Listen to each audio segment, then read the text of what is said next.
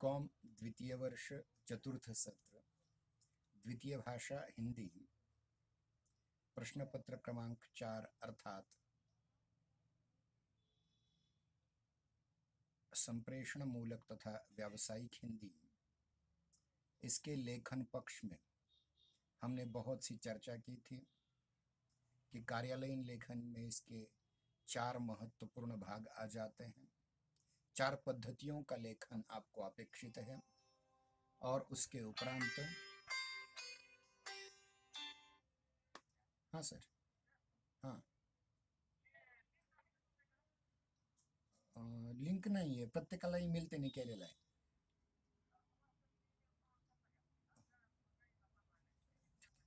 ठीक आहे, 5 मिनिटांनी माझा पिरियड चालू आहे, पिरियड संपल्यावर पाठवतो. हां, ठीक ठीक आहे.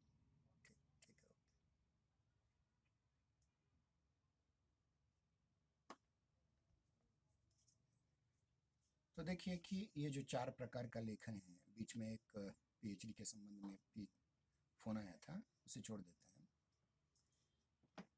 देखिए कि 4 प्रकार का लेखन आपके पाठ्यक्रम में अपेक्षित है. पहला है प्रारूपण, दूसरा है टिप्पण, तीसरा है संक्षेपण और चौथा है प्रतिवेदन लेखन.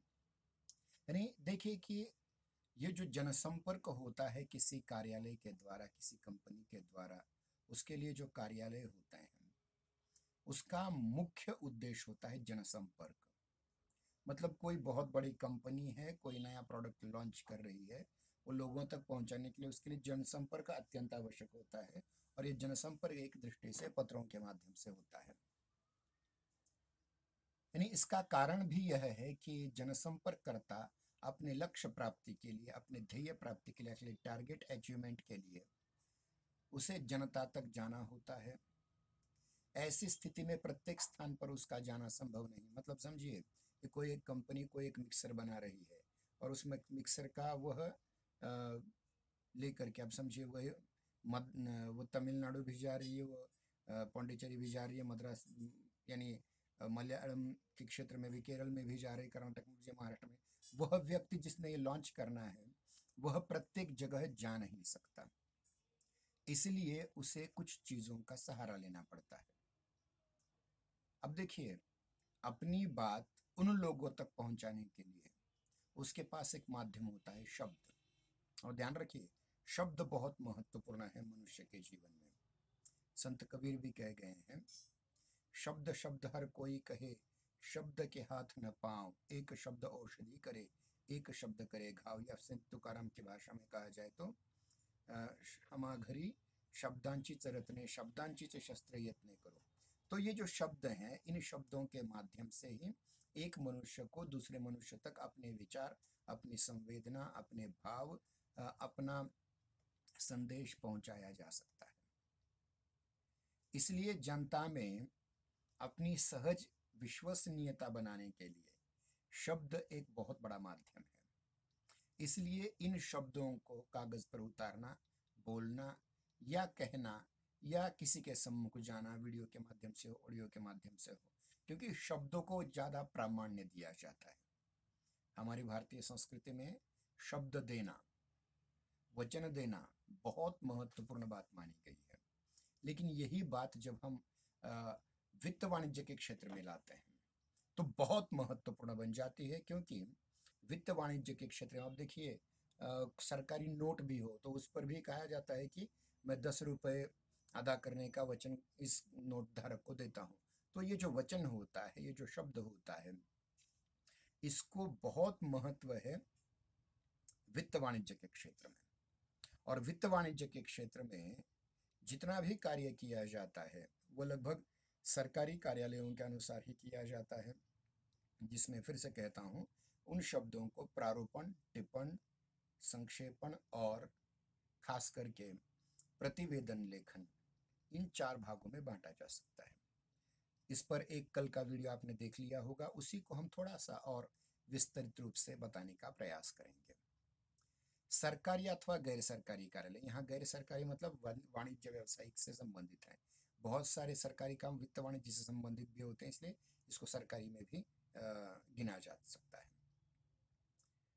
सरकारी अथवा गैर सरकारी कार्यालयों में कामकाज निपटाने के लिए लिखे जाने वाले पत्र व्यवहार को विधिपूर्वक प्रारंभिक रूप तैयार करना प्रारूप लेखन कहलाता है। मतलब जिन पत्रों का उपयोग आपको आपके कार्यालय में करना है, सरकारी या गैर सरकारी कार्यालय में, उसका एक विशिष्ट खाका पहले बनाने आना चाहिए, उसी को प्रारूप कहा जाता है, प्रारंभिक रूप कहा जाता है उसे। इसके अनेक नाम है, प्रारूपण है, आलेखन है, मसौदा है, मसविदा है, बहुत से। भारत सरकार के शिक्षा मंत्रालय द्वारा नियुक्त वैज्ञानिक एवं तकनीकी शब्दावली आयोग ने जो अंग्रेजी शब्द है ड्राफ्ट, जिसको अंग्रेजी में ड्राफ्ट कहा जाता है या ड्राफ्टिंग कहा जाता है, उस ड्राफ्टिंग के लिए प्रारूपण इस शब्द का प्रयोग हमारी भारत सरकार के शिक्षा मंत्रालय के अंतर्गत, भारत के शिक्षा मंत्रालय के अंतर्गत जो कुछ दिन पहले मानव संसाधन मंत्रालय कहलाता था, उसके अंतर्गत अंग्रेजी शब्द ड्राफ्टिंग के लिए हिंदी शब्द प्रस्तुत किया गया है, वह है प्रारूपण। इसको हम मसौदा तैयार करना भी कह सकते हैं।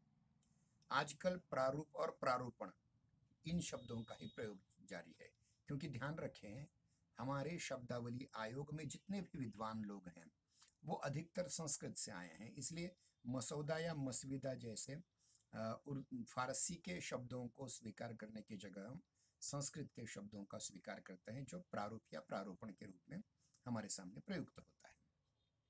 अब देखते हैं ये प्रारूपण की परिभाषा क्या होती है। आपको प्रारूपण क्या है समझ में आया?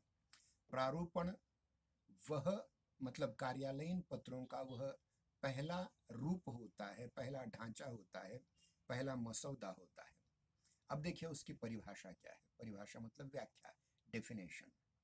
प्रारूपण का सीधा साधा अर्थ है सरकारी कामकाज में प्रयुक्त पत्र, परिपत्र एवं सूचना आदि का पहला कच्चा रूप तैयार करना। क्या है? पहला कच्चा रूप तैयार करना। जब कोई छोटा कर्मचारी, अधीनस्थ कर्मचारी या अधिकारी किसी प्रारूप को तैयार करता है तो वह अपने से उच्चाधिकारी के पास अनुमोदनार्थ मतलब मान्यता प्राप्ति के लिए भेज देता है। अनुमोदन प्राप्त कर लेने के बाद उस संशोधित प्रारूप को टंकित मुद्रित किया जाता है और उसका अंतिम रूप बनाया जाता है। मतलब पहले क्या होता है, कच्ची ड्राफ्टिंग होती है या कच्चा मसविदा तैयार किया जाता है, कच्चा मसूदा तैयार किया जाता है, उसे प्रारूप कहा जाता है। और इसी प्रारूप को उसमें कुछ गलती हुई, स्पेलिंग मिस्टेक हुई है क्या, कुछ वर्तनी की गलतियां हुई हैं क्या, कोई शब्द ऐड करने का रहा है क्या, कोई बात निकाल सकते हैं क्या उसमें, ये सारी चीज़ें अपने से वरिष्ठ अधिकारी के द्वारा सम्मत करके उसका अंतिम रूप बनाया दिया जाता है। यह है सारी प्रारूपण की प्रक्रिया। ध्यान रहे प्रारूपण की परिभाषा में फिर से कहता हूँ, सरकारी या गैर सरकारी कामकाज में प्रयुक्त पत्र, परिपत्र या सूचना आदि का पहला कच्चा रूप तैयार करना प्रारूपण है। फिर से कह रहा हूं, सरकारी या गैर सरकारी कामकाज में प्रयुक्त होने वाले पत्र, परिपत्र एवं सूचना का आदि का पहला कच्चा रूप ही प्रारूप है और इसकी विधि को प्रारूपण कहा जाता है। प्रारूप, प्रारूपण। यानी एक कोई कर्मचारी, अधीनस्थ अधिकारी उसका कच्चा रूप तैयार करता है, अपने से वरिष्ठ अधिकारी की उस पर नोटिंग लेता है या अनुमोदनार्थ उसे भेज करके उसका अनुमोदन प्राप्त करता है, कुछ बदलाव करने तो करता है और अंतिम रूप पत्र के रूप में वो भेज देता है। तो इस प्रकार से ये प्रारूपण की प्रक्रिया है। अब देखिए इसकी आवश्यकता क्या है, प्रारूपण की आवश्यकता या महत्व क्या है। प्रारूपण का प्रयोग सरकारी दफ्तरों में ही नहीं होता, वरन व्यावसायिक संस्थानों में भी इसकी आवश्यकता पड़ती है। मतलब केवल सरकारी कार्यालय नहीं, क्योंकि देखिए कितने भी वित्त वाणिज्य संबंधी जितने भी अन्य कार्यालय हैं उनमें भी प्रारूपण की आवश्यकता पड़ती ही है। ऐसा कोई कार्यालय नहीं है जिसमें इसकी आवश्यकता नहीं पड़ती। इसलिए बहुत जरूरी समझने के लिए कि व्यावसायिक संस्थानों, व्यावसायिक कार्यालयों में भी इसकी आवश्यकता होती है। प्रारूप तैयार करने वाला कोई भी व्यक्ति हो सकता है। जिस कार्यालय का कोई लिपिक, यानी जैसे कोई लिपिक है, क्लर्क है, कोई प्रभाग अधिकारी है, कोई उच्चाधिकारी है, कोई शाखाधिकारी है, कोई निजी सहायक भी हो सकता है, पर्सनल असिस्टेंट पीए जिसे कहा जाता है, या स्वयं उच्चाधिकारी भी इस प्रकार का प्रारूप तैयार कर सकता है। लेकिन अंतिमतः मुहर मतलब उसका अंतिम प्रारूप प्रारूप बनने के उपरांत, कच्चा रूप बनने के उपरांत उसे अंतिम रूप देने का अधिकार केवल उच्च अधिकारी को ही होता है। इस प्रकार से हम देखते हैं कि इसका जो प्रारूप की जो प्रक्रिया है, उस प्रक्रिया में केवल सरकारी या अर्ध सरकारी नहीं, अपितु व्यावसायिक संस्थानों में के कार्यालयों में भी इस प्रकार का प्रारूपण किया जाता है। अब देखते हैं प्रारूप की रचना विधि क्या होती है। कल की तासिका में इस पर बहुत डिटेल में चर्चा की थी, फिर भी उसे और अधिक अच्छा बनाने का हम प्रयास करेंगे। देखिए, प्रारूप रचना करने से पूर्व उस विषय के हर पहलू का और आशय को आकलित करने का प्रयास करना चाहिए। मतलब जो प्रारूपण लिखेगा, मतलब किसी पत्र का कच्चा ढांचा लिखने वाला व्यक्ति है, ड्राफ्ट करने वाला व्यक्ति है, उसको पहले क्या समझना चाहिए, जिस विषय पर हम कुछ पत्र लिखने जा रहे हैं उसके विषय का पहले आकलन होना चाहिए और उसका आशय समझ में आना चाहिए और उसके हर एक पहलू उसकी समझ में आने चाहिए, तभी जा करके वह किसी प्रकार से कुछ लिखने के योग्य बन जाता है। साथ ही साथ ये भी पता होना चाहिए कि उसे परंपरा के द्वारा इसके क्या नियम हैं, कौन कौन से उपनियम हैं ड्राफ्टिंग के, प्रारूपण के। ध्यान रखिए, मैंने अनेक बार कहा है कि राजभाषा या ऑफिशियल लैंग्वेज में जो पत्राचार होते थे वो आज से अभी से नहीं है, बहुत पुरातन परंपरा से, जब से राज की संकल्पना आई, राज्य की संकल्पना आई, राजभाषा की संकल्पना आई, तब से हर एक व्यक्ति के मतलब कि इतिहास के किसी भी काल में जाइए आप, उस समय के बादशाह, उस समय के सुल्तान, उस समय के राजा, उस समय के राणा, उस समय के महाराज, उस समय के छत्रपति ने अपने काल में इस प्रकार के पत्रों को लिखने का प्रयास किया है और वो परंपरा से कुछ उसमें नियम जुड़े हुए हैं। उन नियमों और उपनियमों को भी उसे पूर्व पता होना चाहिए, अपने से पूर्व की परंपरा या रूढ़ियां भी उसे पता होनी चाहिए।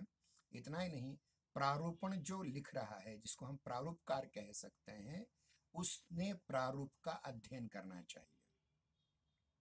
शासन क्या आदेश हो या प्रतिवेदन, किसी भी प्रकार का प्रारूप हो, उसके कुछ अलग अलग भाग हो सकते हैं। उन भागों की ओर हम ध्यान दें। पहला होता है निर्देश या शीर्षक, दूसरा विषय विवेचन, तीसरा और विषय विवेचन और बहुत सारी इसमें बातें आ सकती हैं। इसको हम पहले समझने का प्रयास करेंगे कि शीर्षक या निर्देश क्या होता है। यानी जब भी कोई पत्र लिखा जा रहा हो, उसका प्रारूप तैयार किया जा रहा हो, कच्चा ढांचा तैयार किया जा रहा हो, कच्चा रूप तैयार किया जा रहा हो, तो उसमें क्या क्या ध्यान में रखने की योग्य बातें हैं। पहली चीज है निर्देश या शीर्षक। इसके अंतर्गत कुछ बातें ध्यान में रखनी होगी। 6 बातें इसके अंतर्गत आती हैं। पहली बात आती है, प्रारूप में सबसे पहले एकदम बीच में पत्र क्रमांक का उल्लेख हो। कभी बीच में हो सकता है, कभी दाईं और बाईं ओर, प्रारूप अलग अलग हो सकता है। उसके उपरांत पत्र क्रमांक देने के उपरांत उसके ठीक नीचे सरकार या पत्र भेजने वाले मंत्रालय का या कार्यालय का नाम होना चाहिए। तीसरी चीज, पत्र क्रमांक और शासकीय संस्थान के बाद नीचे हट करके बाईं ओर पत्र भेजने वाले का मतलब प्रेषक का नाम, पद, पता इत्यादि होना चाहिए। उसके उपरांत पत्र प्रेषक के नाम या पद के उल्लेख के बाद उसके थोड़ा सा नीचे जा करके स्थान छोड़ करके सेवा में शब्द लिखें। सेवा में या सेवायाम, जो संस्कृत से प्रभावित है। उसकी जगह अंग्रेजी में टू लिखा जाता है, मराठी में प्रति लिखा जाता है। ध्यान दें, उसको हिंदी में सेवा में ही लिखना है या सेवायाम लिखना है।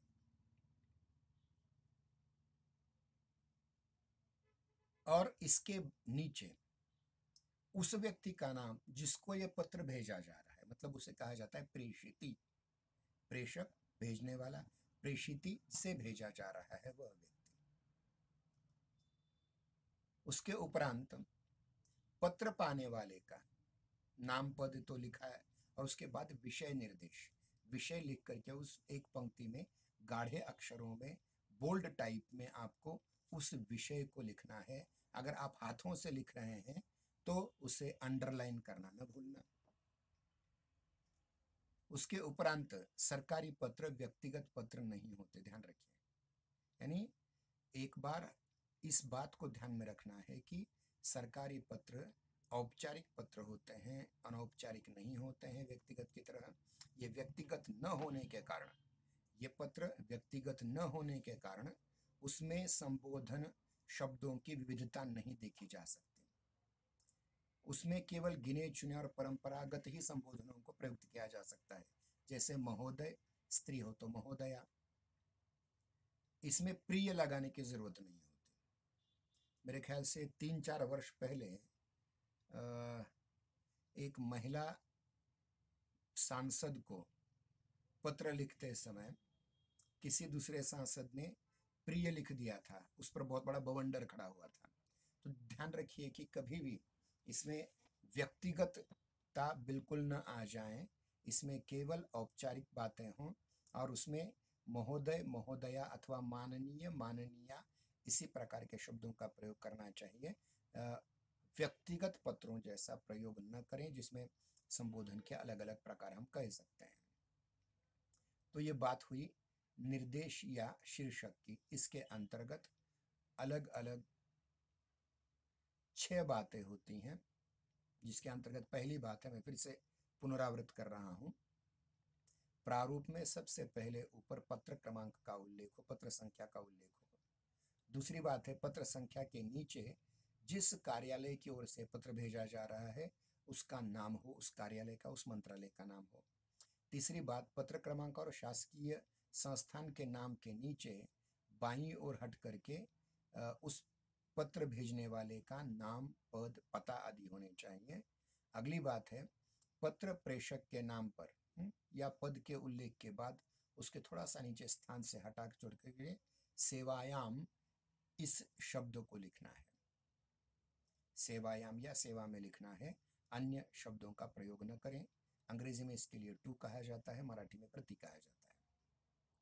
पत्र पाने वाले के नाम, पद आदि के उपरांत विषय निर्देश होना चाहिए, जिसमें विषय लिख करके कोलन और डैश लिख करके आगे विषय लिखें।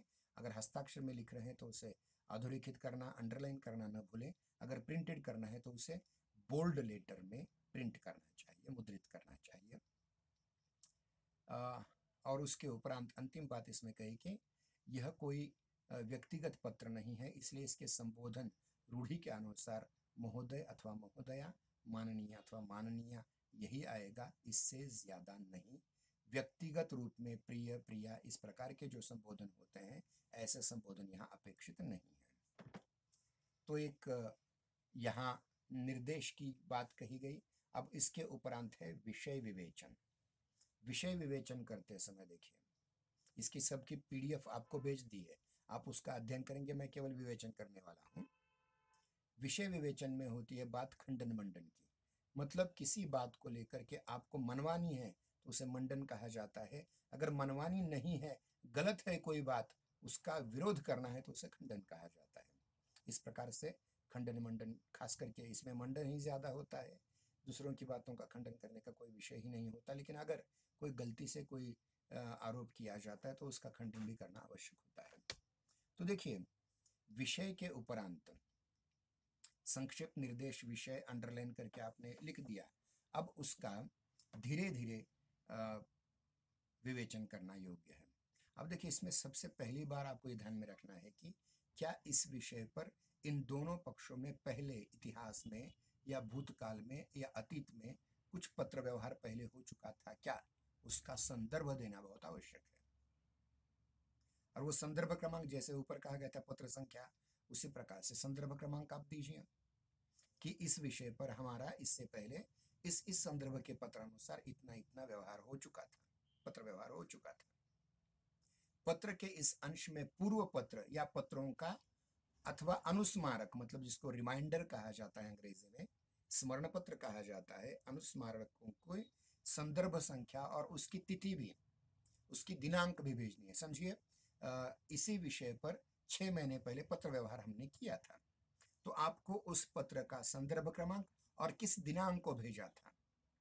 समझिए 15 जनवरी को ये पत्र भेजा था, तो 15 जनवरी 2021 आपको वहाँ अंकित करना पड़ेगा, ताकि जिसको ये पत्र भेजा जा रहा है उसकी समझ में आ जाए कि इसके पहले भी पत्र व्यवहार हो चुका था।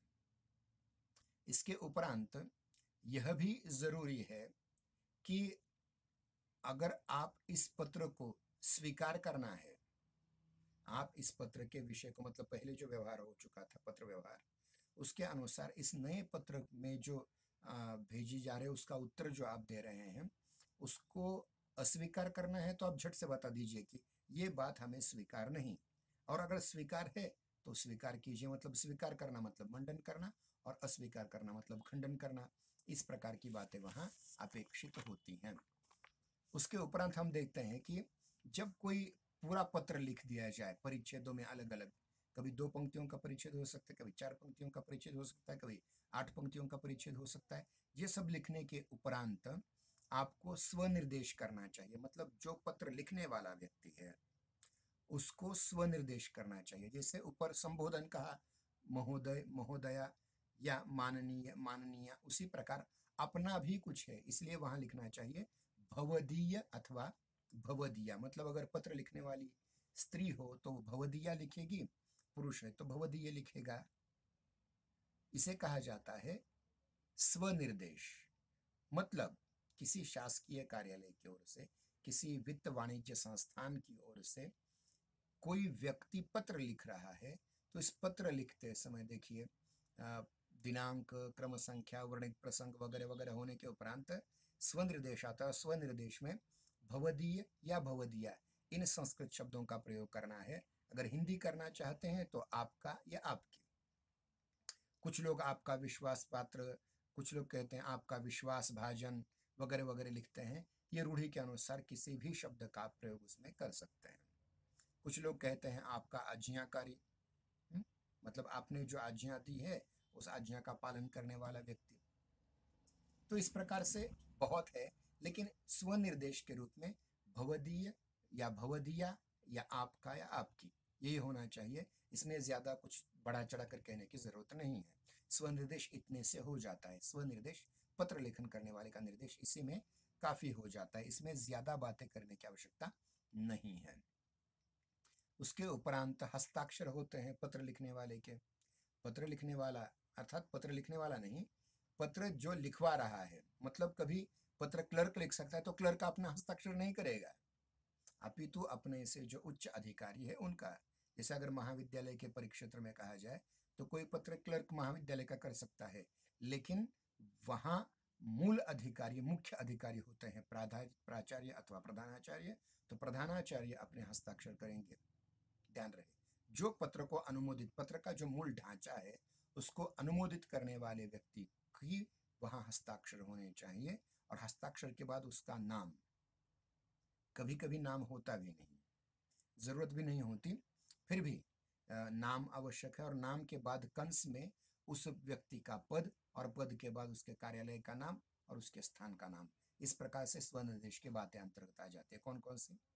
स्वनिर्देश, भवदीय, भवदीया, आपका, आपकी।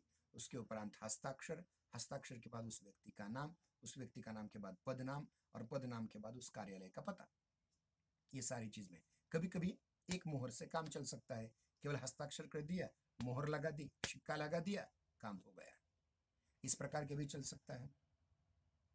अब यहाँ मोहरें 2 प्रकार की हो सकती हैं। एक उस व्यक्ति के पदनाम की मोहर हो सकती है, या फिर कार्यालय की गोल मोहर हो सकती है जो पत्र में सबसे ऊपर आएगी।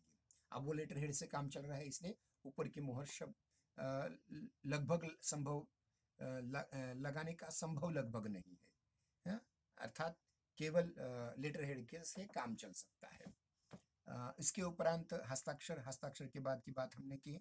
अब देखिए हस्ताक्षर के समांतर ही, हस्ताक्षर के समांतर ही बाईं ओर, मतलब दाहिनी ओर आपने हस्ताक्षर किए, उसके बाईं ओर ही, उसके बाईं ओर ही क्या होगा?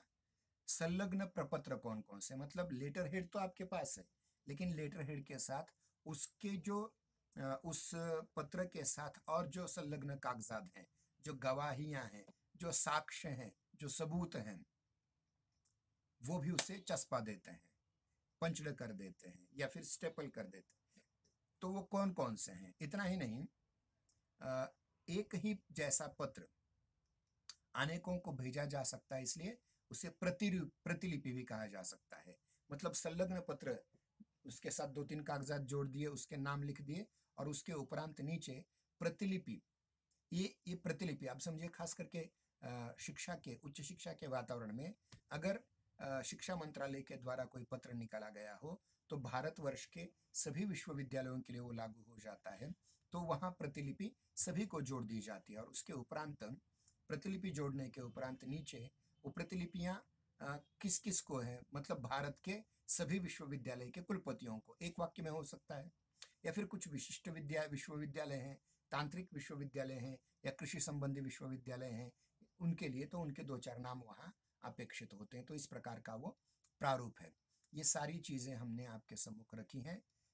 इसके उपरांत प्रारूपण में क्या क्या,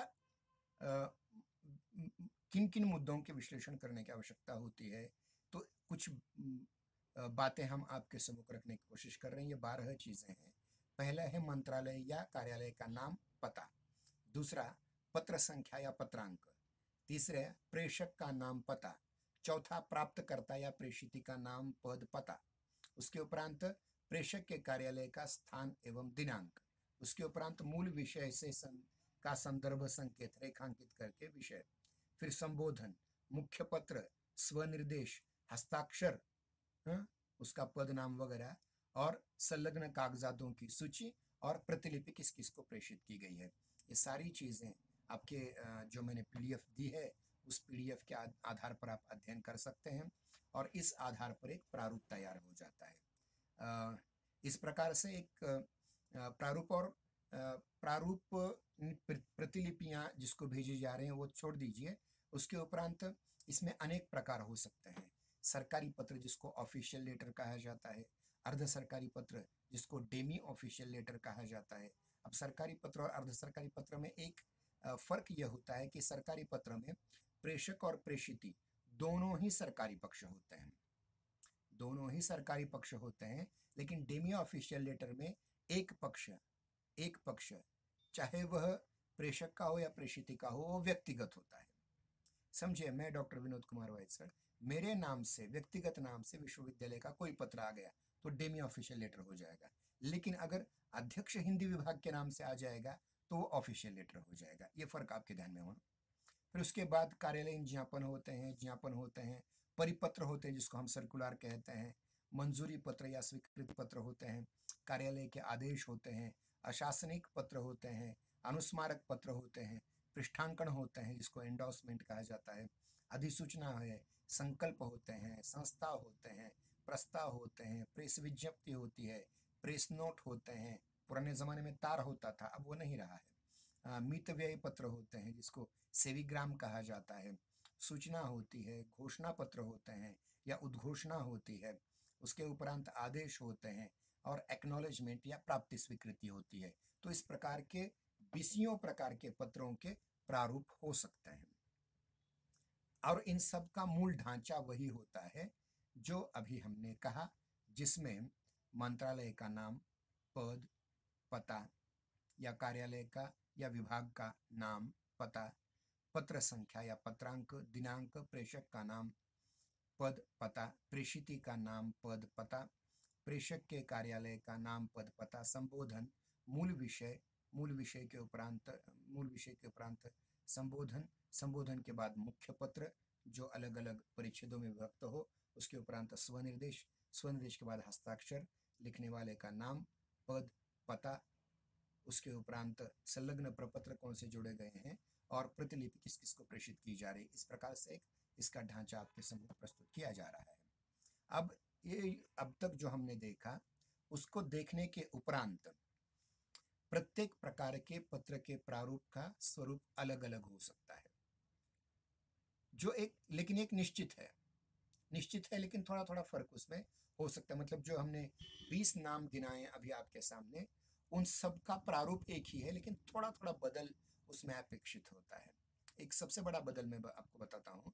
सरकारी पत्र और अर्ध सरकारी पत्र में सबसे बड़ा फर्क ये होता है कि सरकारी पत्र में पत्र संख्या केवल लिखी जाती है, लेकिन अर्ध सरकारी पत्र में डेमी ऑफिशियल लेटर नंबर या अर्ध सरकारी पत्र क्रमांक ऐसा लिखा जाता है। वहाँ विशिष्ट रीति से पत्र संख्या की जगह अर्ध सरकारी पत्र संख्या यह लिखना ही पड़ता है, तब वो पता चलता है कि वो अर्ध सरकारी पत्र है।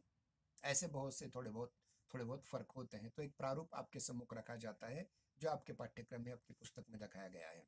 एक नमूना दिखाया गया है उसका। भारत सरकार, शिक्षा मंत्रालय नई दिल्ली। अब हम सब शिक्षा से संबंधित हैं, इसलिए शिक्षा मंत्रालय। कुछ दिन पहले उसका नाम मानव संसाधन मंत्रालय था, अब शिक्षा मंत्रालय नई दिल्ली। पत्र संख्या उसके उपरांत 615/3। प्रेषक कौन भेज रहा है?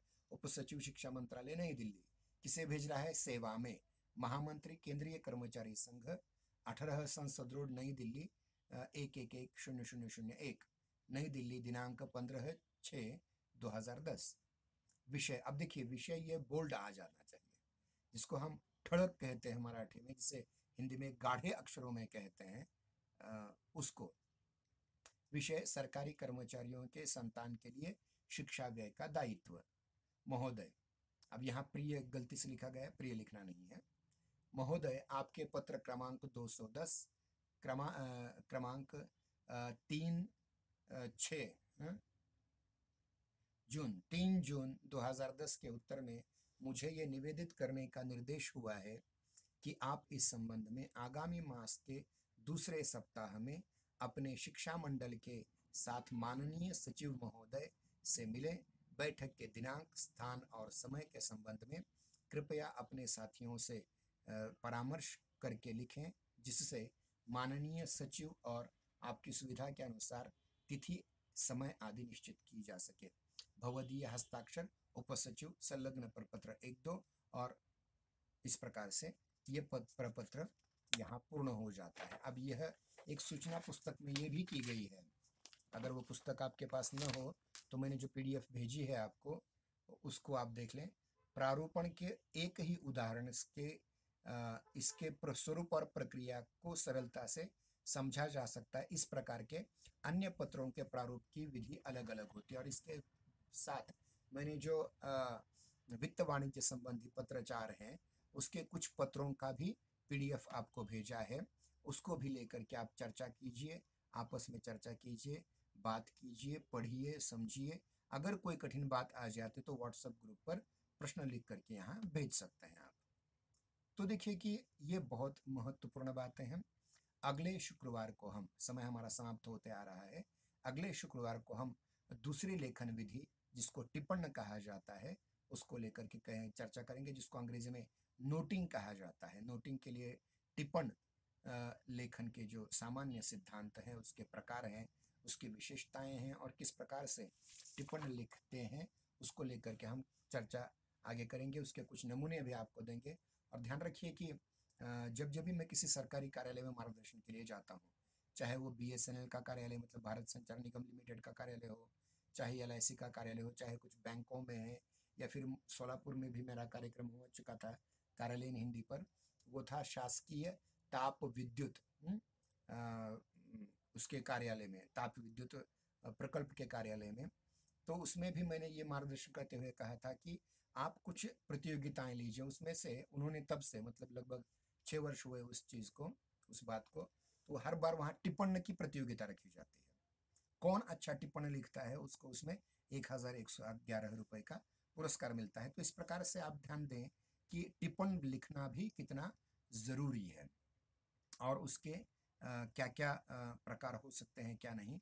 हम अगले सप्ताह, अगले शुक्रवार और शनिवार को टिप्पण पर ज़्यादा बल देंगे। उसके उपरांत अलग अलग देखने का प्रयास करेंगे। ठीक है, आज यहीं रुक जाते हैं।